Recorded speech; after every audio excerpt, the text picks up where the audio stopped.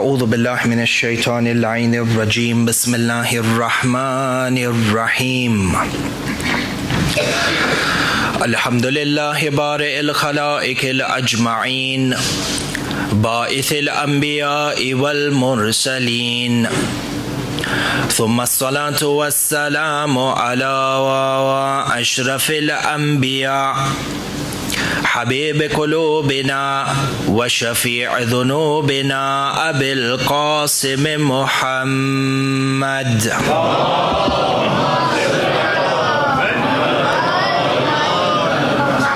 ثم الصلاة والسلام على أهل بيته الطيبين الطاهرين المعصومين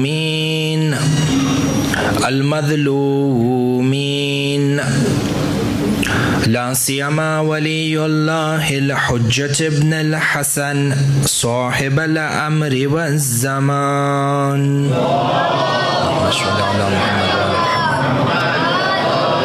روحي وأرواح العالمين له الفداء، ولعنة الله على أعدائهم أجمعين من الأولين والآخرين إلى قيام يوم الدين. صلى الله عليك يا مولاي يا أبا عبد الله، صلى الله عليك يا مولاي يا أبا عبد الله، يا رحمة الله الواسعة ويا باب نجاة الأمة،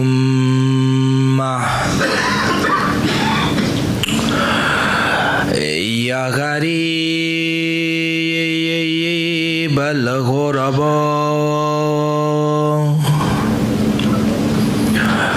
يا مظلوم كربلاء، السلام على من جعل الله الشفاء في تربته، السلام على من الإجابة تحت قبته، السلام على ساكن كربلاء. فيا ليتنا ثم يا ليتنا وكنا معكم سادتي، يا سادتي،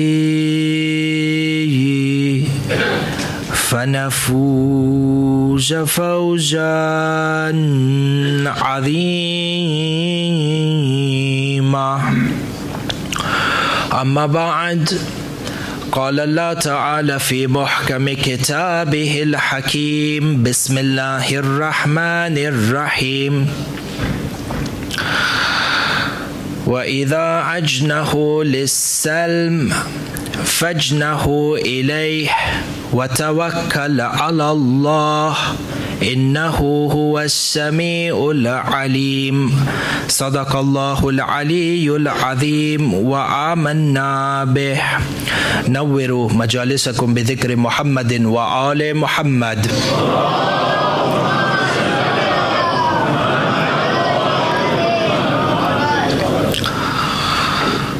أحبائي، Hadith Sharif on authority of the final messenger of Islam,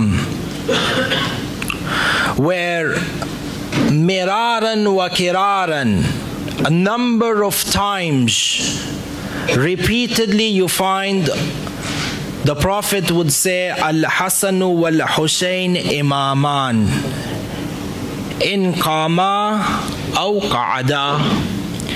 The Prophet would say that Hassan and Hussein are two imams, Both of them are Imams regardless of whether they stood up in uprising law. They decided not to take a stance of uprising. Yani to stand up in uprising and to decide not to stand up in uprising. You find that when Rasulullah speaks of these two stances, he talks about one asal, one nur that is split into two nurs. This one reality, on one side is Imam Hassan and one side is Imam al-Hussein, such that had Imam Hassan been in the stance of Imam al-Hussein, he would have taken the stance of Hussein. And had Imam al-Hussein been in the position of Imam al-Hassan, he would have also taken the same stance as Imam Hassan. Both of them are from the same nur. And both their stances display two different elements of Islam, both of which need to be combined in order for us to understand the religion in its entirety. And you find that the sulh of Imam Hassan al-Mujtaba salawatullahi wa salamuhu alayhi, Allahumma salli ala Muhammad wa ali Muhammad, is perhaps one of the great, most misunderstood historical aspects of Islam until today. Many times by the Mukhalif, and surprisingly by even those who claim to be the Muwali. And you find from the time of Imam al-Mujtaba, people failed to understand the reasoning and the hikmah and the wisdom behind the decision of Imam al-Mujtaba to conduct this sulh with the son of Hind, Muawiyah al-La'in. For you find over here that there are a number of reasons as to why Imam al-Mujtaba decided to conduct the sulh with Muawiyah. Number one, and we have said this a number of times in a number of lectures, that the word sulh, sulhul Hasan, does not mean peace treaty of Imam Hassan, where Imam Hassan came down from a position that he had. La, what is meant by the word sulh and what was understood at that time, and Shaykh al-Mufid makes this very clear, is that the meaning of the word sulh, yani hudna, yani ceasefire. There is a difference when you understand these two terminologies, peace treaty versus ceasefire. Ceasefire, a decision that Imam al-Mujtaba actively made, a decision that was guided by isma, by infallibility granted to him by Allah Azza wa Jal. And there are a number of reasons. Ma'asum Imam, when he acts in a particular manner, there are multiple causes that factor or that are taken into consideration before an actual decision is implemented or executed. You find from all the reasons that are given for why Imam al-Mujtaba conducted the sulh, there are reasons that are, you could say, khariji in terms of their materialistic or their apparent reasons, in terms of keeping in mind the mu'adalat that were there. But you find that in addition to this, there were some ma'arif ghaibi, there were some ma'arif and certain lessons that were aqaidi and had to do with the ruh of Islam that Imam al-Mujtaba protected through the sulh.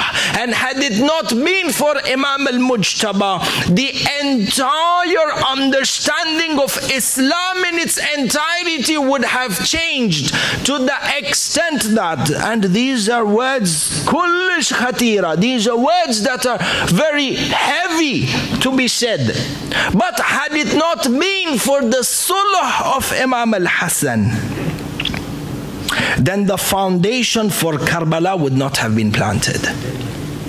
Yani Imam Hassan al-Mujtaba laid the foundations for this greatest event in Islamic history, the greatest revolution, the greatest sacrifice, yes, was executed by Sayyid al-Shuhada, but was planned by Imam Hassan al-Mujtaba through the Sulh. And you come and you find, even inside of contemporary history, to execute a revolution is one thing, but to plan a revolution is a different ball game in its entirety. And this is why you find that even on the day of Ashura, Imam al-Hussein makes a mention towards Imam al-Hassan, where he says to his sister Sayyidah Zainab al-Kubra, "Wal akhi Hassan afdalu minni." He says, and my brother Hassan is of a higher status than me. Afdaliyah for Sayyid al-Shuhada bila shakin wala rayb. But Imam Hassan has a khususiyya attached to him. And you find that there are elements of ghaib in regards to the azama of Imam al-Mujtaba, which even Allah Azza wa Jal at certain times gives us isharat towards this. But is the human mind able to comprehend this, Lola? You have a look at one of the greatest events in Islamic history, Hadith al-Kisa. Hadith al-Kisa that speaks about the infallibility of Ahlul Bayt. Hadith al-Kisa that speaks about the superiority of Ahlul Bayt. Hadith al-Kisa that talks about the reason of the creation of everything in wujud. Hadith al-Kisa. Hadith al-Kisa that talks about how mu'mineen's sins are forgiven by the malaika when this hadith is recited. Allahu Akbar. This hadith al-Kisa, the first person to enter under the Kisa was who? Imam Hassan al-Mujtaba. Hadith al-Kisa. فدخل علي ابني الحسن فقال السلام عليك يا أمة إني أشم عندك رائحة طيبة, until the end. There is a reason. Nothing in this kawn, nothing in wujud happens by chance. Why is it that Allah Azza wa Jal, out of His infinite wisdom, decided that Imam Hassan al-Mujtaba should be the first one under the Kisa from the Ahlul Kisa, outside after Rasulullah? Why Imam al-Mujtaba? There is certain secrets in regards to the azama of Imam al-Mujtaba, and one of them is this grand sulh which he conducted.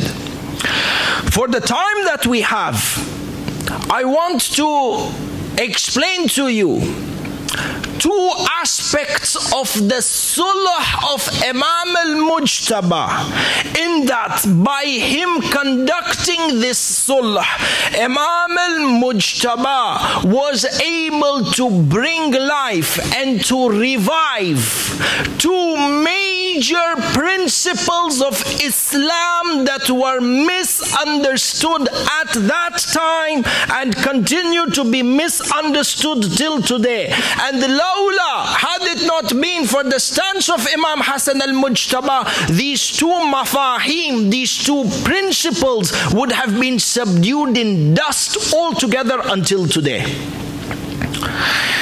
See, for the Imam, as a muqaddimah, for the Imam to counter Muawiyah and to go into war and to gain shahada was very easy. In fact, I could even go as far as saying to you that Imam Hassan al-Mujtaba could have stood against Muawiyah and would have even gained victory. But despite that, the Imam chose the avenue of sulh. And there is a great hikmah behind this, two of which we want to see today. Imam al-Mujtaba was, unlike what certain people think, that he did not have enough skill to go into war. Because you have a look at the chronology of events, Imam al-Mujtaba puts together an army after the istishhad of his father, Amirul Mu'minin salawatullahi wa salamuhu alayhi. Allahumma salli ala Muhammad wa ala Muhammad. puts together an army to counter Muawiyah. As soon as they meet at the battlefield, Imam al-Mujtaba pulls back and signs this sulh. For people are of the opinion that for a leader, an army, the commander of the armed forces, to go to the brink of war and to get to the battlefield and then accept the sulh shows a weakness. For Ahna, we reply back by saying that there was absolutely no shadow of a doubt in the capability of war management when it came to the skills of Imam Hassan al-Mujtaba, because the tajruba, the experience that the people had from tasting the sharpness of the sword of Imam al-Mujtaba and the genius capacity of Imam al-Mujtaba when it came to administering war was seen in the battles of Siffin, Jamal and Naharwan. In the battle of Siffin, it was Imam Hassan al-Mujtaba who was the senior army under the command of Amir al-Mu'mineen, who was responsible for not only convening the troops of Amir al-Mu'mineen together, but to ensure that the morale of the army was at its highest. Imam Hassan al-Mujtaba. In the battle of Jamal, under the leadership of Amir al-Mu'mineen, when we had the likes of battalions from the Shia fighting under Amir al-Mu'mineen, the historians say that none of them were able to penetrate the ranks of the enemies and bring down the camel that was led by that was embarked upon, the one riding the camel, the shaitan of the time, such that the camel became the representative of Iblis in its entirety. The army of Amir al-Mu'mineen was not able to get through that ranks. The historians tell us it was the sword of Imam al-Mujtaba that went through the ranks and cut the legs of that Iblis and the rider of that Iblis. Allahumma salli ala Muhammad wa ala Muhammad. For the shuja'ah of Imam Hassan al-Mujtaba, there was no doubt within the ummah that this was a leader and a commander of the armed forces, and we have seen his experience in the battlefield, which is why Bain al-Qawsain, by way of index, even when you refer back to the books of history, even from the Mukhalifin, you will see that it was Muawiyah who gave the talab, it was Muawiyah who requested the sulh, not the opposite. For have you ever imagined Muawiyah, who is the leader of Sham with an army as big as his, if he was at the battlefield and it was confirmed that he was going to win the war, then why did he give the sulh to Imam al-Hassan? Even though they were ghaddar, even though they were traitors in the army of Imam al-Mujtaba, Muawiyah was still scared of Imam al-Hassan. Now usually we hear the narrative that Imam Hassan was forced into a sulh because he didn't have enough people within his army and a lot of people committed treason. Sahih, bila shakkin wala rayb. There were people who committed treason within the army of Imam al-Mujtaba. But even if you were to take away all those ghaddar and all those kuffar and all those munafiqeen from the few that was remaining, it was enough to destroy Muawiyah. And Muawiyah knew this, which is why he gave the talab for the sulh.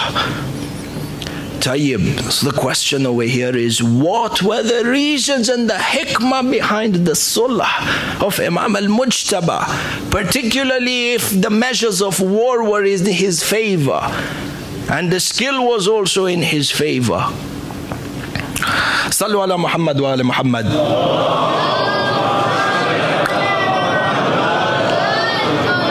There are certain mafahim, there are certain concepts that are central to the ruh of Islam that Imam al-Mujtaba wanted to implement and protect.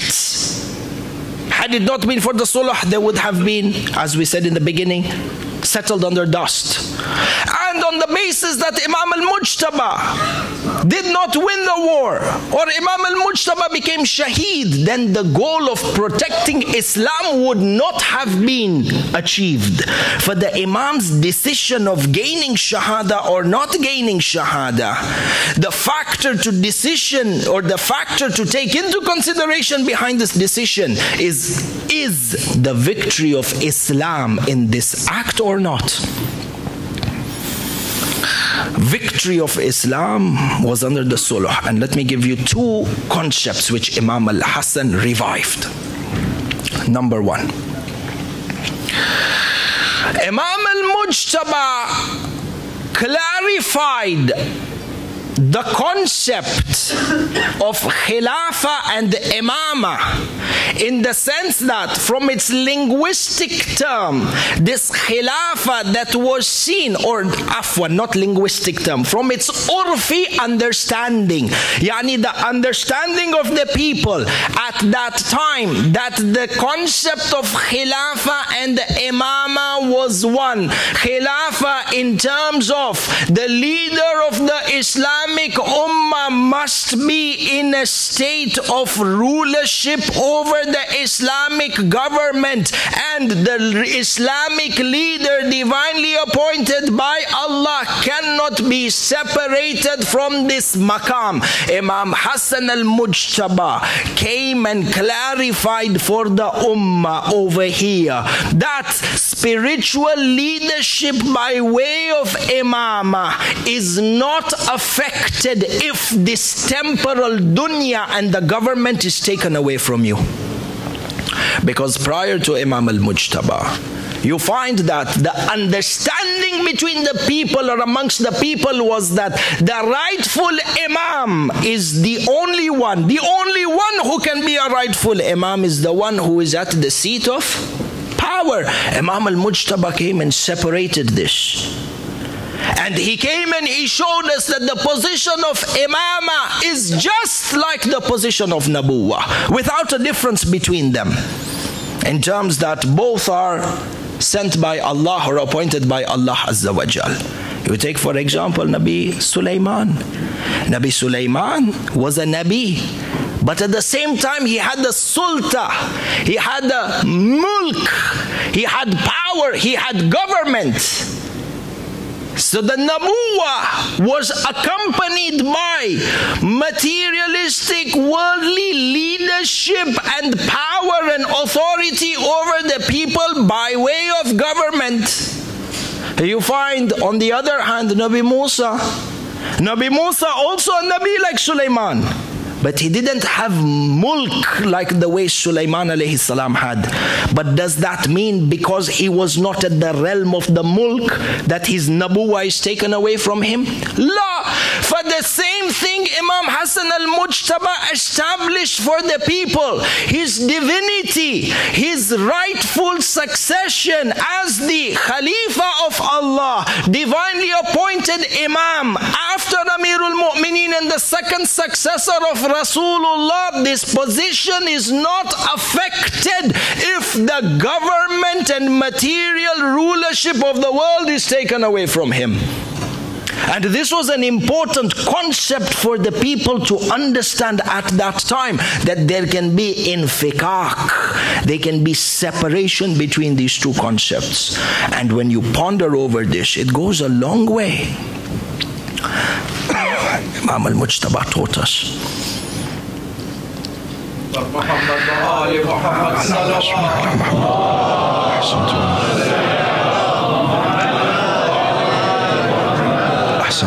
Imam al-Mujtaba taught us to sacrifice the blood of the Shia for the sake of government. The blood of the Shia is more important than that government. You look at the response that he gives to Hujr ibn Uday. You look at the response that he gives to his companions like Abu Sa'id. He says, I preferred that you continue to live as those people who hold the true wilayah and the message of Amirul Mu'mineen, you who are the carriers of the true tashayyu, your existence to me and the prevalence of this deen to me is more important than this government. فَلْيَأْخُذَ الْغَوَرْمَنْت. If this meaning was to be understood in this day and age, at a time where people kill and people do not hold back in presenting others as sacrifice such that they themselves can hold on to the reins of government at the expense of the blood of the regular civilian, Imam al-Mujtaba stood up and said, Islam is higher than that. My imamat is higher than that. One. Number two, haqq is not contingent upon the fact that you are in power. Just because you're in power, just because you have a government, doesn't mean you're in haqq. Imam al-Mujtaba gave away this temporal power to Muawiyah. But for you and I and millions of people down history, we come and we realize that the person who didn't have the government, who was in opposition to the government at that time, was the person who represented haqq. Shayun ajib wa gharib. If only these teachings of Imam al-Mujtaba were to be implemented in this day and age, khasatan in what we see around us. Ba'd. Number two, Imam al-Mujtaba through the Sulh revived one of the greatest teachings of Islamic governance, and in particular governance with those in terms of managing relationships that are enemies towards Islam. You find that Imam al-Mujtaba brought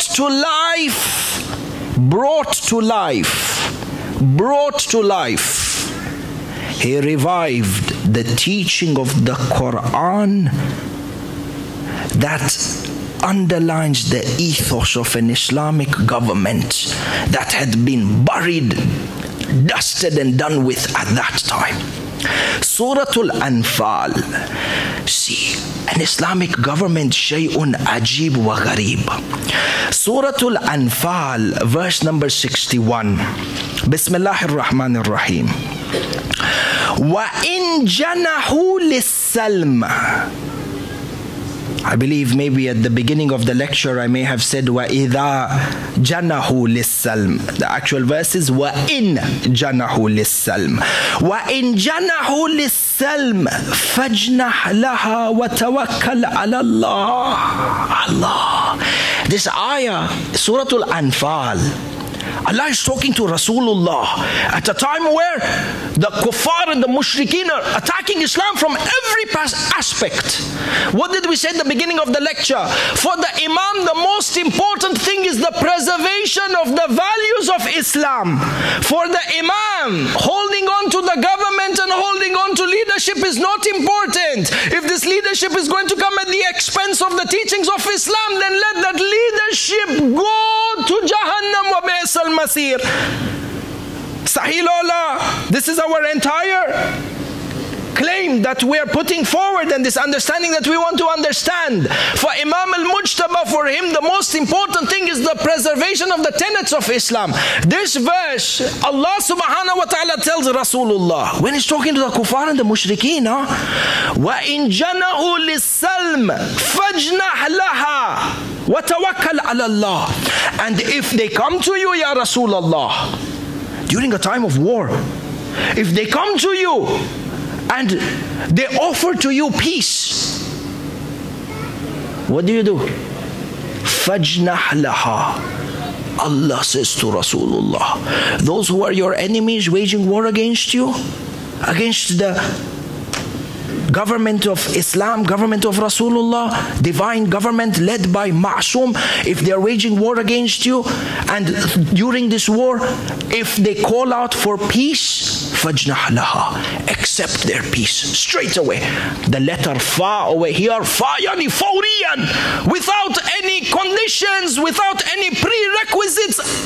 shay, mutlakan, accept their peace. Which country's foreign policy have you seen this? This is the government of Rasulullah. This is the government of a ma'soom imam. This is the government of Amirul Mu'mineen.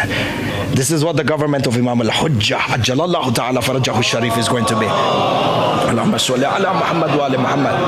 Yani akhaf, ahibai, this is not political theory that I remove from my jayb. This is political theory deduced from within the Quran that we see in the seerah of Imam al-Mujtaba. Now you tie the points together. Who offered the sulh to who? If you jawibuni, I become a little bit scared if you are following or not. Who gave this? Who offered the sulh? Ahsantum. For as per this hadith, Imam Hassan is the nur of Rasulullah. Rasulullah is told by Allah in the Quran, if they offer you peace, then accept it. Over here, Muawiyah is offering Imam Hassan peace. So what does Imam Hassan do as per the teachings of the Quran? Like Rasulullah, accept it. Accept it without any condition. Allah says to the Quran, Allah says to Rasulullah within the Quran, accept the peace. And then have tawakkul ala Allah. Ajib. Somebody comes and may say, Baba, politics is not that simple. Politics is not that black and white. Perhaps he's only offering you peace to deceive you. He's offering peace. He can shake your hand today so that tomorrow he can punch you and box at you, will not stand up from it. Sahih Allah. Allah knows. Which is why the following verse, what does it say? وَإِيُّرِيدُ أَيَّخْدَعُوكَ. And if they want to deceive you through the peace, فَإِنَّ حَسْبَكَ اللَّهُ. Allah is enough for you. They are offering you peace so they can deceive you. Stand by your principles and accept the peace. And if they deceived you, Allah is with you. By Allah. When Imam Hassan was offered the sulh by Muawiyah, Imam Hassan accepted it. Imam Hassan didn't know that Muawiyah is going to violate the peace treaty. He didn't know that Muawiyah is going to trample on each and every one of them. Imam al-Hassan is the life of the Quran natik. And he shows you where is the government of Ahlul Bayt. And where is the understanding of government from those other than Ahlul Bayt? And you have a government that has policies of relationships such as these. Anyone would fear Islam? Anyone would give Islam a negative image? These are the values Imam Hassan brought to life. For you to see the difference between haqq and batil. Sallu ala Muhammad wa ala Muhammad. A second of your loudest salawat in honor of Imam Sahib al-Amri wa Zaman. A third in honor of Imam Hassan al-Mujtaba alayhi salam.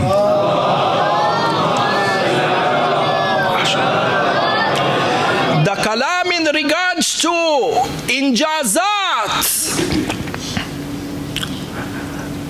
the achievements from the sulh of Imam al-Hassan are great.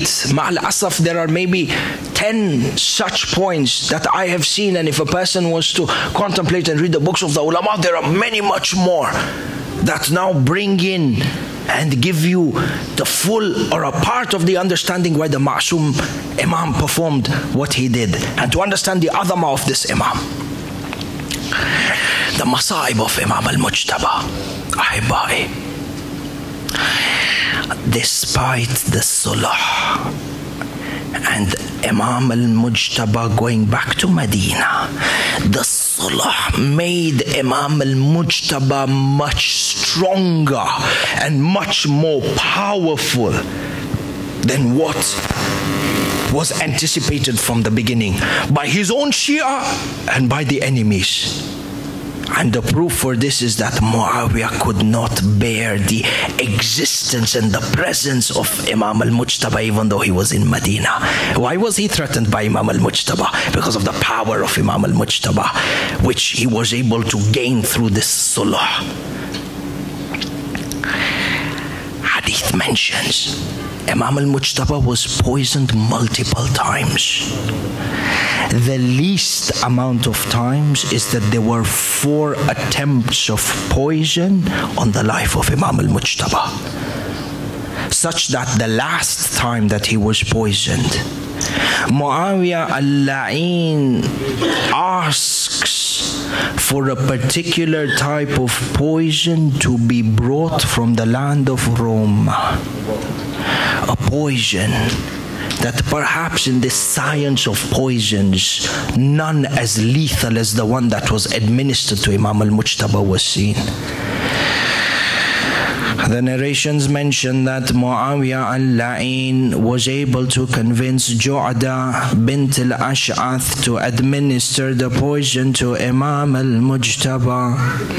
Arbab al-Maqatil mentioned that Imam al-Hassan was fasting, and on an evil day, this Ju'ada, this lady, on a day, this evil lady, Ju'ada, decided to poison Imam al-Mujtaba by mixing it with the milk and serving it to Imam al-Hassan while he was in a state of Sawm. The narrations mention that upon reciting Salat al-Maghribain, Imam al-Mujtaba sat on the ground to do his iftar. He broke his fast with a few dates and the poisoned milk. As soon as Imam al-Mujtaba took a few drinks from the milk, he began to feel the heat of the poison within his body. Some of the Rawat mention that the effect of the poison was as if the insides of Imam al-Mujtaba were lit on fire. After a time, he began to feel as if his entire body is being cut pieces to pieces by blades. Allah! As soon as he drank the poisoned milk, the complexion of Imam Hassan al-Mujtaba changed. Ju'ada looked at Imam al-Hassan and she said to him, "Are you okay?" Allah, the signs of the munafiqeen and munafiqat. Imam al-Mujtaba poisoned in the same way that his grandfather Rasulullah was poisoned. Imam al-Mujtaba says to her, "Oh La'ina, indeed you have poisoned me and what you wanted will be achieved." The narrations mention that for 40 days Imam al-Hassan suffered from the pangs of this poison, intense pain on his body. Towards the end of his life, Imam al-Mujtaba used to constantly vomit blood. Allah, one of the days, these are the last days of Imam Hassan al-Mujtaba, Imam al-Hussein is sitting by his side. Imam al-Mujtaba was absolutely weak. He was not able to even hold the cup of water to drink water by himself. Imam al-Hussein would hold the bowl for Imam al-Mujtaba and quench his thirst. I ask him, "Ya Aba Abdullah, you are quenching the thirst of your brother Hassan. How are you going to quench the thirst of your brother Abbas in Karbala? Who is going to quench your thirst, Ya Aba Abdullah?" Allah. The narrations mention that Imam al-Hussein would hold the cup and feed the water to Imam al-Hassan. There came a point where Imam al-Hassan begins to cough more and more blood. He says, "Oh brother, give me a tasht." Imam Hussein brings for him a tasht. Imam al-Hassan begins to vomit. The narration mentions because of the intensity of the poison, Imam Hassan al-Mujtaba begins to vomit pieces of his intestines into the tasht. Allah! At this moment, Sayyidah Zainab al-Kubra walked into the room. Imam al-Mujtaba says, "Oh Hussein, hide the tasht." Imam al-Hussein says, "Why, oh my brother?" He says, "Because my sister Zainab is coming in." Allah! Zainab al-Kubra, her heart is very soft. Zainab al-Kubra is very delicate. If she sees pieces of my inside in the tasht, Ya Hussein, she is going to die, Zainab. Allah, Ya Mujtaba, Ya Imam al-Mujtaba, come to Karbala. Come to Karbala. She is going to see the neck of Ali al-Asghar. Allah. The narrations mention towards the end of his life, Hassan al-Mujtaba gathers his entire family around him on the deathbed. He begins to bid each and every one of them farewell. He begins to give the final wasiyah to Imam al-Hussein. He passes on to him the Ismul A'zam. He passes on to him the Sahifa of Amirul Mu'mineen and the Mus'haf of Fatima. He gives him the Aqiq of Imama, and then he looks towards his family and he says to them, "Oh my family, from today Hussein is your master. From today Hussein is your master. You should abide to his leadership and his authority. Indeed, he is my remainder and the remainder of my father." And then one narration I saw, Al-Mazandarani Rahmatullah alayhi says, he gathered his wives together, he gathered Ramla and he said to her, "Oh Ramla, ensure that my children give and contribute in the sacrifice of Karbala." Allah! Even at the final moment, Imam al-Mujtaba is remembering Karbala. The narrations mention with the intensity of the poison, he lay down on his back, he straightened his arms and he straightened his legs, he closed his eyes, the death of sweat began to drop down his forehead, he began to recite the Shahadatain, Ashhadu an la ilaha illallah, Ashhadu anna Muhammadan Rasulullah, Allah, Allah. The ruh of Imam Hassan al-Mujtaba left his body. Imam al-Hussein and Sayyidah Zainab began to do aza. They began to weep, they beat their faces and cry, "Wa Hasana, wa Imama." Allah, Allah, Masaib Imam al-Mujtaba. I don't know with what heart Imam al-Hussein gave a ghusl to Imam al-Hassan. He gave him a ghusl and he gave him a coffin. They brought the janazah of Imam Hassan al-Mujtaba in the middle of the house. They called all the family members and the women to bid farewell to the janazah of Imam al-Mujtaba. It was in his will that his janazah should be taken to the grave of Rasulullah in Masjid al-Nabawi. The narrations mention that the Bani Hashim lifted the janazah on their shoulders. They came out from the house, the mahal of Bani Hashim, towards Masjid al-Nabawi, carrying the janazah of Imam al-Mujtaba. At this moment, they were stopped by Aisha, who was faced with Marwan ibn Hakam and a number of the Bani Umayyah. Aisha cried out to Imam al-Hussein. She cried out to the Bani Hashim and she said, "Allah, Allah, la tadfunu fi bayti man la uhib." She said, "Allah, Allah, I do not give you permission to marry somebody who I do not love in my house." The narrations mention Muhammad ibn Hanafiya went to her and he said to her, "Oh Aisha, there was a day you fought against my father on a camel, and today you ride a donkey to stop the janazah of my brother." She got upset and she gave an ishara. The narrations mention they shot 70 arrows on the taboo. They shot 70 arrows on the tabut of Imam al-Mujtaba. Some of the arrows pierced the chest of Imam al-Hassan. At this point, the narrations mention, Allah, Allah, I want you to listen to this point and Masaib Tamam. At this point, as they shot the 70 arrows, Abul Fadl al-Abbas removed his sword from the sheath. He turned around and said to the Bani Hashim, "How dare they attack the janazah of Hassan while Abbas is alive?" The narrations mention the anger in Abul Fadl. If Abul Fadl wanted, he would have wiped out the entire Bani Umayyah. By force, they would have buried the janazah of Imam al-Hassan by Rasulullah. But it was the wasiyah of Imam al-Mujtaba that blood should not be spilled. The narrations mention that Abul Fadl was raging with anger. "This is Hassan, my brother, Madhloom." The narrations mention that he was so angry, he was filled with so much anger for Imam al-Mujtaba. Imam al-Hussein had to go up to Abul Fadl narration says, to calm Abul Fadl down, Imam al-Hussein went and hugged Abul Fadl al-Abbas, فَضَمَّهُ عَلَى صَدْرِهِ وَكَبَّلَهُ بَيْنَ عَيْنَيْهِ. Imam al-Hussein kissed Abul Fadl on the forehead, and he said to him, oh brother, today is not your day. You have a greater day in Karbala.